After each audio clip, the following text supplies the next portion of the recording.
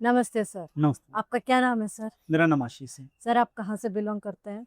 मैं इधर बैंगलोर में रहता हूँ और हम लोग अपना सामान बैम्बू और केन से काम करते हैं हम लोग। हम लोग की टीम है त्रिपुरा में, आसाम में, 2 जगहों पे हम लोग अपनी चीज़ें बनाते हैं। मेरा काम इसको डिज़ाइन करना और बनाना है और हम लोग 20 लोग मिलके बनाते हैं इसको और अक्रॉस इंडिया अलग-अलग हैंडीक्राफ्ट एग्ज़िबिशन्स में बेचते हैं। लोगों को गिफ्टिंग के लिए चाहिए या जिस भी पर्पज़ के लिए चाहिए, तो उसके लिए लोग हमसे सामान लेते हैं। आप कस्टमाइज़ भी बनाते हैं या आपने डिज़ाइन्स आप खुद ही बनाते हैं, जैसे किसी ने कुछ डिज़ाइन बताया तो उसके हिसाब से भी बनाते हैं? कस्टमाइज़ेशन भी हम करते हैं, लेकिन कस्टमाइज़ेशन पे हम हमारा ध्यान कम होता है। हमारी कोशिश होती है अपने खुद के डिज़ाइन बनाना, तो जो भी चीज़ें हम बनाते हैं, जैसे गार्डन डेकोर के लिए अलग-अलग तरह की चीज़ें बनाते हैं, होम डेकोर, होम यूटिलिटी की चीज़ें बनाते हैं, जैसे वाटर बॉटल, चाय के लिए अलग-अलग तरह की ग्लासेस बनाना, ये सब कुछ हम खुद डिज़ाइन करते हैं, अलग-अलग लोगों से हेल्प मिलती है हमें डिज़ाइन करने में। तो कस्टमाइज़ करने को कोई कहे तो हम करते हैं, लेकिन हमारा फ़ोकस ज़्यादा अपने खुद की डिज़ाइन तैयार करने में होता है। सर आप ये बिज़नेस कब से कर रहे हैं? ये 2014 से। तो सर आप ये आसाम से एक्सपोर्ट कराते हो उधर बना के? हाँ, एक्सपोर्ट कराना मतलब उधर हमारी यूनिट है, आसाम में भी और त्रिपुरा में भी। तो 2 जगहों पे हम लोग बनाते हैं। सर जो आपका प्रोडक्ट है ये आप ऑनलाइन भी सेल करते हैं या सिर्फ़ एग्ज़िबिशन्स में जा कर ही करते हैं? ज़्यादातर एग्ज़िबिशन में सेल करते हैं, ऑनलाइन पे इंस्टाग्राम पे हम लोगों का पेज है, एक्ली डिज़ाइन नाम से। तो वहाँ से भी लोग ऑर्डर प्लेस करते हैं, अदरवाइज़ व्हाट्सएप के थ्रू आजकल ऑर्डर आते हैं, तो डिजिटल तरीके से सेल करते हैं, लेकिन ज़्यादातर एग्ज़िबिशन्स के थ्रू सेल होती है हमारी। ओके। तो सर आपने कभी ये बिज़नेस का आइडिया कहाँ से आया आपके पास? एक्चुअली ये काम करने से पहले मैं डिजिटल मार्केटिंग में काम करता था, तो वहाँ से फिर मेरा रुझान हमेशा से कुछ न हाथ से बनाने वाली चीज़ों में करने का था। तो फिर आहिस्ता-आहिस्ता एक के बाद एक चीज़ें होती गईं और फिर मैं आहिस्ता-आहिस्ता ये काम करने लगा, बैम्बू से काम करने लगा। मेरी भी एग्रीकल्चर से रिलेटेड फैमिली है, तो मेरा हमेशा से खेती में या हाथ से बनाने वाली चीज़ों में रुझान रहा है, क्योंकि हैंडीक्राफ्ट और एग्रीकल्चर ज़्यादा क्लोज़ली हमें बाहर से दिखता नहीं है, लेकिन ये दोनों चीज़ें एग्रीकल्चर और हैंडीक्राफ्ट बहुत करीब से जुड़े हुए हैं। सर आपने पढ़ाई क्या कहाँ तक कर रखी है? जैसे कि मैं ग्रेजुएशन किया हुआ है। ग्रेजुएशन हाँ, और उसके बाद फिर जॉब एक्सपीरियंस कितना रहा सर आपका? जॉब किया मैंने 8 साल।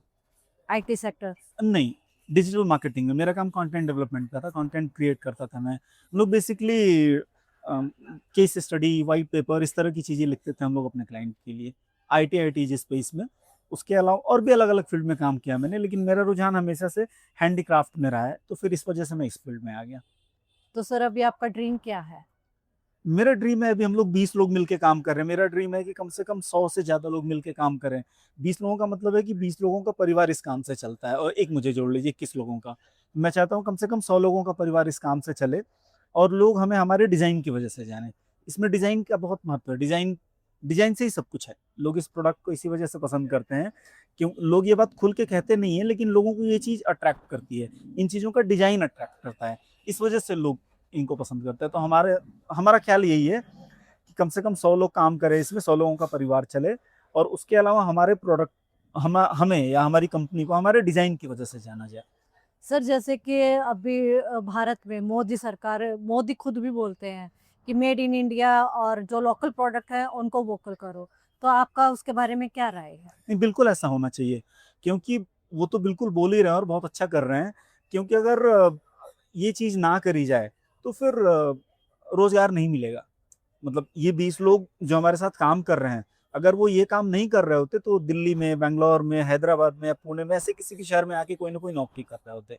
अगर इसको रोकना है तो एक ही तरीका है कि छोटे ज़िलों में हर जगह हम भी बैंगलोर में सिर्फ़ बेचने के लिए रहते हैं। अदरवाइज़ हमारा काम यहाँ नहीं है। तो हमारी कोशिश ये है कि धीरे-धीरे हम वहाँ पे आसाम में, त्रिपुरा में जहाँ हम बनाते हैं, वहाँ पे 100 लोग रुकें और ऐसा मेरी तरह के हज़ारों लोग काम करेंगे तो काफ़ी अच्छा चेंज आएगा।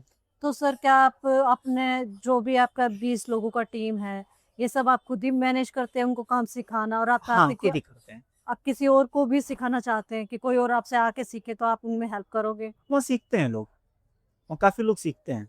मतलब आप उनको खुद ट्रेनिंग करते हो? नहीं, मैं खुद तो वहाँ हमें ज़्यादा नहीं रहता, लेकिन सरकार का भी पूरा मैकेनिज़्म है, ख़ास तौर पे आसाम ओके, में ओके, और ओके। त्रिपुरा में।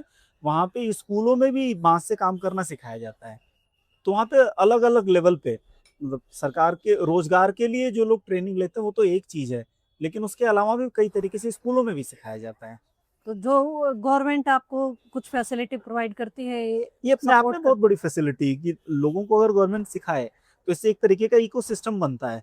इससे ज़्यादा अच्छी चीज़ कोई हो ही नहीं सकती है। सपोर्ट करती है मतलब वहाँ पे गवर्नमेंट आपको ये तो सब? सीधे-सीधे मुझे गवर्नमेंट का सपोर्ट रुपए से, पैसे से मिले चाहे ना मिले, वो बहुत इम्पोर्टेंट नहीं है। लेकिन अगर लोग हैं जिनको गवर्नमेंट की वजह से सीखने का मौका मिला, तो हमारे पास डिज़ाइन है, हम बनाना जानते हैं, अकेले सारा नहीं बना सकते हैं। अगर पहले से थोड़ा 20, 30, 40, 50% भी काम करने वाला आदमी है, तो बाकी का 50% काम करके सीख जाता है। तो क्या गवर्नमेंट आपके प्रोडक्ट जैसे कि हम देख सकते हैं कि ये एक ट्री से है, रिसाइक्लेबल भी है, यूनिक भी है और यूज़फुल भी है। तो क्या गवर्नमेंट आपसे डायरेक्ट इनको परचेज़ करती है? कुछ ऐसे अभी तक तो ऐसा उसकी नहीं हो रहा है। हमने अपनी तरफ से उसकी कोई बहुत ज़्यादा कोशिश भी नहीं की है। मतलब क्योंकि इस काम के लिए बहुत ज़्यादा लोग नहीं हैं। ज़्यादा लोग बनाने के काम के लिए हैं, इसको बेचने के लिए ज़्यादा लोग नहीं हैं। तो वो एक पूरा प्रोसेस है जो धीरे-धीरे बन रहा है, तो हो सकता है कि आगे आने वाले सालों में हम लोग ऐसा कुछ कर पाएँ कि गवर्नमेंट को भी बेचे, वो हमारे लिए बहुत अच्छा होगा। गवर्नमेंट तो बहुत चीज़ें खरीदती है और मतलब सेंट्रल गवर्नमेंट, स्टेट गवर्नमेंट जगह-जगह की बहुत लोग खरीदते हैं वो लोग तो। लेकिन कंपनीज़ में ये चीज़ें जाती हैं गिफ्टिंग के लिए, कॉर्पोरेट में वो लोग काफ़ी सामान लेते हैं हमसे। ये बहुत अच्छा है। आपने बताया कि आपने जॉब भी किया, डिजिटल मार्केटिंग किया और अभी आप बिज़नेस कर रहे हो, तो दोनों में आपके लिए कौन-सा बेहतर है? आपको कौन-सा चीज़ अच्छी लगी? इसका कंपैरिज़न करना ठीक नहीं है और मेरी तो समझ ये है कि अपने एक्सपीरियंस से भी और दूसरों को देखकर भी कि जिस किसी को भी अगर फैमिली में बिज़नेस है तब तो एक अलग बात है, वो बचपन से सीख रहे होते हैं लोग। लेकिन अगर फैमिली में बिज़नेस नहीं है, तो लोगों को पहले कुछ साल नौकरी करनी चाहिए, ये मेरी समझ है। हो सकता है किसी और की कुछ और समझ हो, लेकिन अगर आप नौकरी करते हैं तो आपको तौर-तरीके समझ में आते हैं, बात करना समझ में आता है, लोगों के बीच में उठना-बैठना, काम करना समझ में आता है, किस चीज़ का कितना महत्व है, ये चीज़ें समझ में आती हैं। अगर कुछ साल नौकरी कर ले फिर अपना कुछ काम करने की कोशिश करे तो वो भी एक अच्छा तरीका है। उसके अपने फ़ायदे हैं।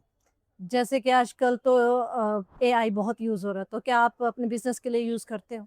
नहीं, अभी हम एआई का यूज़ नहीं करते हैं। धीरे-धीरे हम सीखना तो चाहेंगे ही कि उसका क्या सिग्निफिकेंस है, हमारे काम में वो किस तरह यूज़ हो सकता है। हम डिज़ाइन में उसका कोई यूज़ कर सकते हैं या नहीं कर सकते हैं। बहुत लोग को अलग-अलग राय है। कुछ लोग कहते हैं कि एआई जनरेटेड डिज़ाइन बहुत यूज़फुल नहीं है। कुछ लोग कहते हैं कि एआई का कुछ एक्सटेंट तक यूज़ करना ही चाहिए डिज़ाइन में।